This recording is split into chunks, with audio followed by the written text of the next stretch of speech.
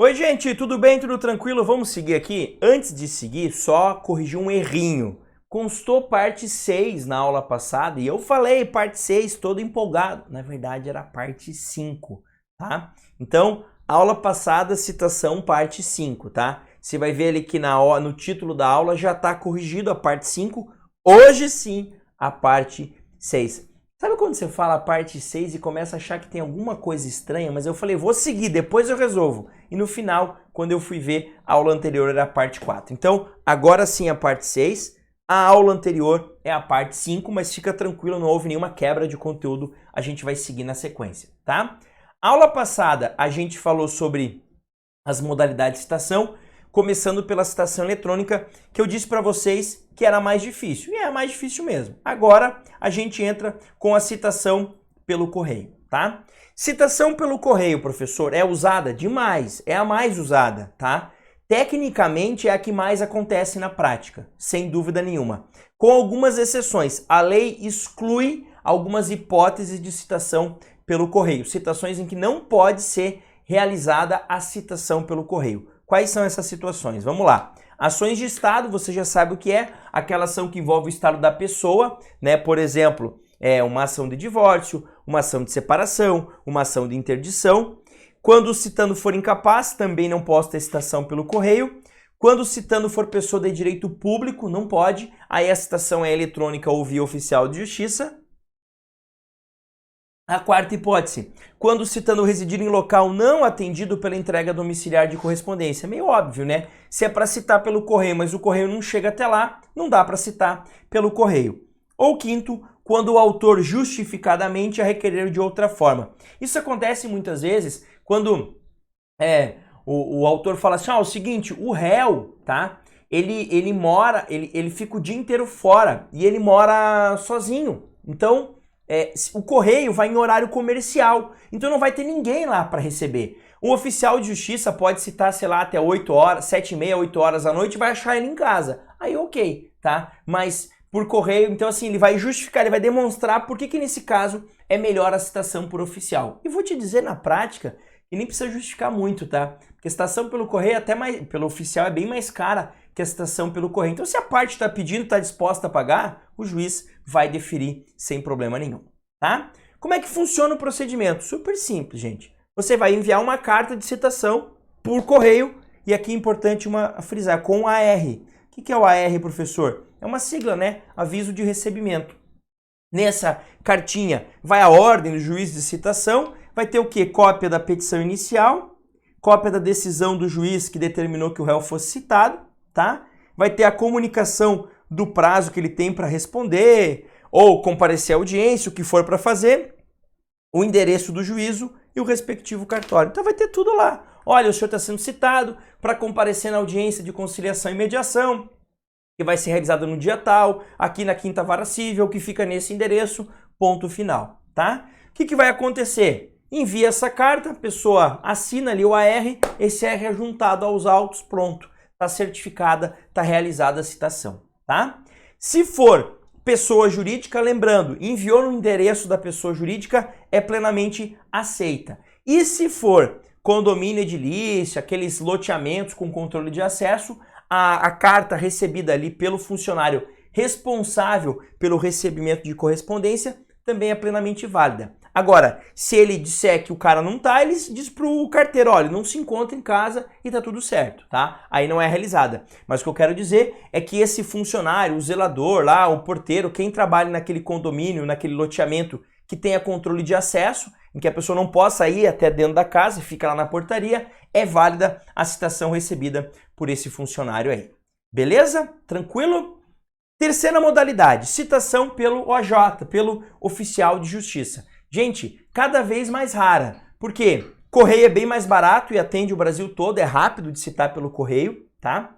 Segundo, citação eletrônica querendo ser a regra agora, então cada vez mais a gente vai ter mais citação eletrônica, então a citação pelo oficial vai perdendo um pouquinho de espaço. Mas claro, naquelas hipóteses que eu não posso citar, por exemplo, ações de Estado, ações em que o réu é incapaz, né? Ou a pessoa não tem não tem nem e-mail cadastrado em nada, vai ter que ser por oficial, muitas vezes vai acontecer, mas cada vez mais a gente vai ter menos citação por oficial de justiça. Mas como é que funciona? E uma outra situação que a gente usa citação por oficial é aquela coisa que eu tentei pelo correio várias vezes, não deu certo. Juiz, pelo correio não tá rolando, eu quero por oficial. Às vezes, o oficial, o réu, tá se escondendo e o carteiro não tem como certificar nada disso. Então dá para o oficial que o oficial vai conseguir resolver, tá? Como é que funciona a citação por oficial? Bem simples. O oficial procura o citando. E claro, eu sou muito noveleiro, assim, não sei se vocês, quem é meu aluno na faculdade, sabe que eu brinco que eu gosto muito de novela. E gosto bastante, inclusive Pantanal, muito boa. Eu vi a primeira versão quando era criança e agora tô vendo de volta, sensacional. Em novela, a gente vê muita citação, né? Principalmente em ações de família, assim, né? Olha, ele tá querendo discutir a guarda da criança, que tem que ser por oficial. Aí chega lá um oficialzão, tal. Boa tarde, eu sou oficial de justiça e vim aqui citar fulano de tal. O que ele faz? Pela lei, ele tem que ler o mandado para a pessoa, ele lê o mandado, entrega para a pessoa assinar e entrega uma cópia da petição inicial. É isso. Essa cópia da petição inicial também é chamada de contrafé. Tudo junto, contrafé, tá? Contrafé é a cópia da inicial, se vocês ouvirem falar. Então ele lê o mandado pro cara, entrega a cópia da petição inicial e manda ele assinar no mandado. É isso que ele faz. Terminou, ele vai fazer uma certidão. Certifico que no dia tal, hora tal, compareci no seguinte endereço, encontrei o citando, li o mandado, citei ele, li o mandado, entreguei cópia da petição inicial e ele assinou o mandado. Tá tudo certo. Devolve para o juiz, tá realizada a citação. Agora eu vou te contar uma história. Uma vez um amigo meu me contou que recebeu uma citação. Na verdade não foi um amigo meu, foi o pai dele. Ele falou assim: Guilherme, tudo bem? Eu tiro uma dúvida aqui do tio, aquele que a gente chama de tio, né? E chegou aqui um oficial de justiça, veio me citar para um processo e eu não assinei. E aí, tá tudo certo? Não, por quê? Porque, gente, o oficial de justiça ele te citou. O fato de você ter assinado ou não, não muda nada, só muda a certidão dele. Imagine que você chegue lá, oficial de justiça fale: boa tarde, o senhor é o senhor João da Silva? Sou. Então tudo bem, localizei o citando, legal. Eu sou oficial de justiça e vim citar o senhor aqui. Eu vou ler aqui o mandado para o senhor. Não quero ler coisa nenhuma. Eu vou lhe entregar uma cópia da petição inicial. Não, eu não quero cópia de petição inicial nenhuma. Tudo bem, ele vai embora. O que ele vai fazer? Certifico que citei o João da Silva, fui efetuar a leitura do mandado e a entrega da petição inicial, da cópia inicial. Ele não quis, se recusou. Esse recusou a assinar. Tá tudo certo. A citação foi realizada.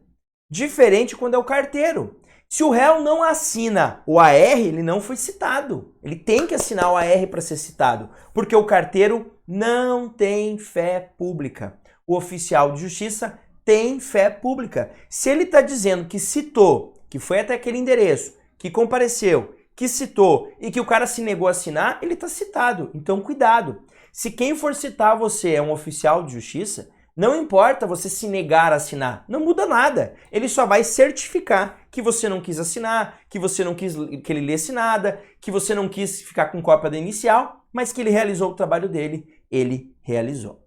Beleza? Tranquilo? Agora, o que pode acontecer? Dentro dessa citação realizada pelo oficial, a gente pode ter uma situação aqui particular, que é a seguinte. O oficial de justiça vai citar o cara e não acha, tá? Mas desconfia que esse cara tá lá. Desconfia que ele tá se escondendo. Então eu vou dar um exemplo. Ele vai lá no primeiro dia, segunda-feira, de manhã lá, tal, vai citar o cara, toca lá a campainha lá, o bate palma lá, o interfone no portão. Ele vê um movimento na casa, mas ninguém vem. Aí ele continua batendo, interfone, fica, dá um tempinho ali, espera uns 5 minutos, faz de volta. Ele sente que tem gente na casa. Sabe aquela coisa que você escuta um barulho de um liquidificador, um barulho de uma porta batendo, uma cortina mexendo, mas ninguém vem. Aí ele vai embora, não vai arrombar a casa, ele vai embora. Volta no dia seguinte, faz o mesmo ritual. Aí ele fala: esse cara tá aí, tem gente na casa e ninguém quer me receber. Eu acho que ele está se ocultando. O que é que o oficial pode realizar? Ele pode fazer aquilo que a gente chama de citação por hora certa. Notem que a lei vai trazer 2 tipos de requisito. Um requisito de natureza objetiva, natureza objetiva e um de natureza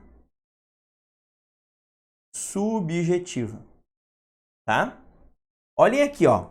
Quando por 2 vezes o oficial de justiça houver procurado citando em seu domicílio ou residência sem o encontrar. Olha isso aqui. Esse aqui, em amarelo, é o requisito objetivo. Por quê? Gente, não tem muito o que discutir aqui. Ele foi 2 vezes e não encontrou. Ponto. Não há uma carga de subjetividade. Subjetividade é o que ele acha, é o que ele pensa. Aqui não, ele foi 2 vezes e não encontrou. Legal. Cuidado que a lei antiga falava em 3. A lei nova, o novo CPC fala em 2. Não vai confundir isso, tá? E o subjetivo, professor? Vou até mudar a cor da caneta aqui, ó, para facilitar. Vou colocar nesse verdinho. Havendo suspeita de ocultação. Esse aqui, em verde, é o requisito subjetivo. Por quê? A suspeita de ocultação é o oficial de justiça acha que o cara está se escondendo, está se ocultando. Aí tem a ver com carga de subjetividade, é o que ele pensa que está acontecendo naquele caso ali. O que a lei diz nesse caso?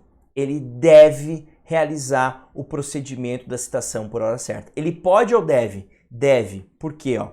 Eu vou até destacar aqui, ó, em outra cor também. Só para você ver como é um dever. Vou colocar em vermelho aqui, ó. Ó, deverá. Então, quando por 2 vezes o oficial de justiça houver procurado citando em seu domicílio ou residência sem encontrar, deverá, havendo suspeita de ocultação, intimar qualquer pessoa da família ou, em sua falta, qualquer vizinho, de que no dia útil imediato voltará a fim de efetuar a citação na hora que designar. Como é que vai acontecer? Bateu palma, interfone, segunda-feira nada, viu uma movimentação, não tinha ninguém. Terça-feira volta, mesma coisa, bate palma, vê a movimentação, não vê ninguém. Tem alguém da família? Não tem, porque não veio ninguém, tá? Vai no vizinho. Tudo bem? Meu nome é Ademar, eu sou oficial de justiça e eu vim citar o fulano de tal, aqui, o João da Silva, que mora nesse lugar. Se o senhor encontrar ele, o senhor avisa ele que amanhã, às 15 horas, eu venho citar ele. Por isso, hora certa. O oficial disse a hora que vai voltar. Legal? Legal. Ele vai lá e fala, ó, amanhã às 15 horas eu vou voltar. Tá bom? Tá bom. Outro dia o oficial faz o quê? Chega lá, às 15 horas, toca a campainha. Professor, se o cara aparece, realiza a citação tradicional dele. A citação comunzona, a tranquilona, aquela que a gente já conhece. Entendi. E se ele não aparece, o que acontece? Aí se perfectibiliza essa citação por hora certa de uma forma diferente. Quer ver? Ó? Vamos dar uma olhada aqui. Ó. Olha o que diz o 253. No dia e na hora designados, o oficial, independentemente de novo despacho, comparecerá ao domicílio ou à residência do citando a fim de realizar a diligência. Tá? Vamos de fato aqui, ó. Se o citando não estiver presente, o oficial de justiça procurará informar-se das razões da ausência, dando por feita a citação, ainda que o citando tenha se ocultado em outra comarca, seção ou seção judiciária. Em resumo, se eu encontro ele, eu cito ele. Citação normal, tradicional, tá tudo certo. Se ele não comparece, o oficial vai dizer, olha, eu fui lá, se ele não acha, né? Fui lá, compareci e o cara não achei ele. Tá, ele vai certificar tudo isso e a citação tá realizada. Aí o que o oficial tem que fazer? Olha lá. Parágrafo 2º, uma regrinha importante. A citação com hora certa será efetivada mesmo que a pessoa da família ou o vizinho que houver sido intimado no dia anterior, né, esteja ausente. Ou, se embora presente, a pessoa da família se recuse a receber o mandado.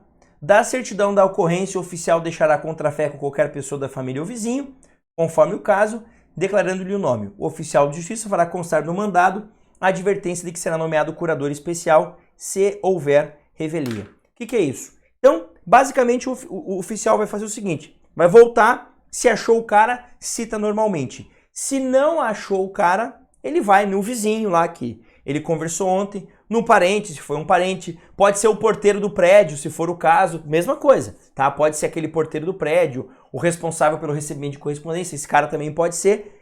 e vai dizer para ele, ó, eu tô citando o cara aqui, tá aqui o mandado, tá aqui cópia da petição inicial, se você encontrar ele, você entrega ele, tá? E nesse mandado vai ter que ter uma observação, que se ele não se apresentar, se ele não contestar o feito, se ele for revel, vai ser nomeado a ele um curador especial. Em resumo, a citação por hora certa é uma citação ficta, uma citação presumida, porque eu não tenho certeza se o réu vai saber disso daí. Por quê? Ele só vai saber se o vizinho, se esse parente avisar ele. E se esse vizinho, parente não encontrar ele? Paciência. A citação foi feita. Por isso que a gente chama de uma citação ficta, porque não dá para eu ter certeza que ele tomou conhecimento da citação, mas é uma citação válida, porque cumpriu todos esses requisitos, tá? E para tentar dar mais informação ainda para esse réu, olha o que o 254 traz para a gente. Feita a citação, então ela já foi feita por hora certa, o escrivão ou chefe de secretaria enviará ao réu executado, interessado, ou seja, o citando, né? No prazo de 10 dias contado da juntada do mandado aos autos, carta, telegrama ou correspondência, dando-lhe de tudo ciência. Não é que essa carta vai citar ele, não. Essa carta apenas vai avisar que ele foi citado. É mais uma tentativa para que ele saiba que foi citado por hora certa.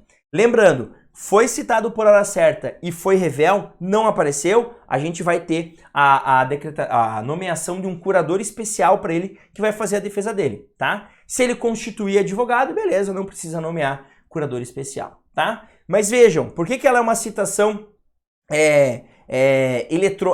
ficta ou presumida? Porque eu não tenho certeza que o réu tomou conhecimento dessa citação aí. Beleza? Tranquilo? É isso então. Volta do bloco, sim, parte 7, a gente fecha para falar de citação por escrivão ou chefe de secretaria e citação por edital. É isso, um grande abraço, bons estudos e até mais.